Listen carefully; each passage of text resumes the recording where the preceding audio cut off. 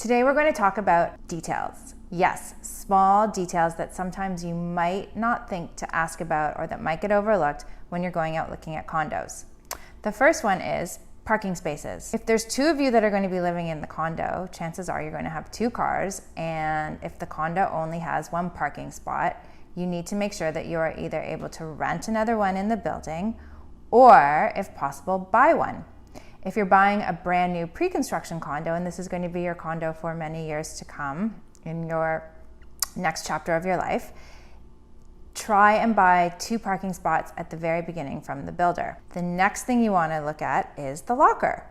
Now, this is something you can probably also do on the condo visit if you're serious about the building with your realtor.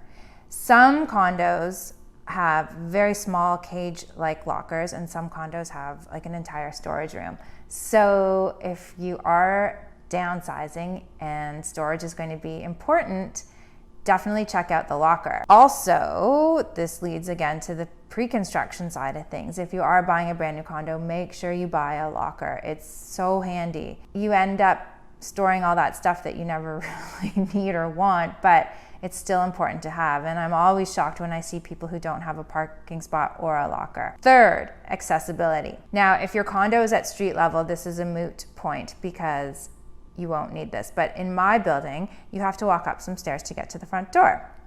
Now, on my floor in my building, there's two new moms with babies in their baby carriages.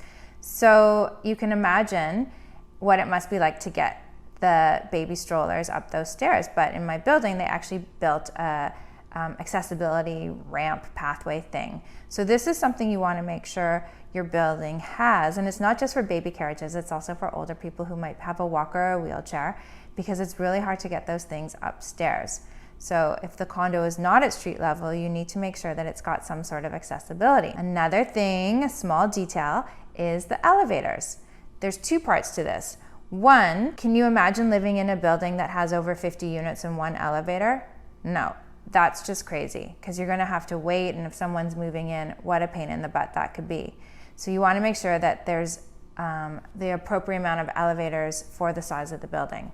Second is you want to make sure that the mechanicals are working. I've lately heard lots of stories of elevators breaking down, and imagine if you have to go up all the stairs, and imagine if you're going up all those stairs with the baby carriage or a walker. You probably most likely would not be doing that. Another small but important detail to consider is the windows, the window washing.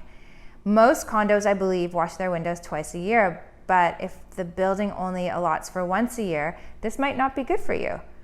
Living in the city, there's lots of dust and pollution and dirt, and the windows get so dirty. In my building, we do it twice a year, but I find even within a couple weeks, it's already got a little film on it. So that's something you might want to look at. How many times a year do they wash the windows? Never underestimate these small yet important details.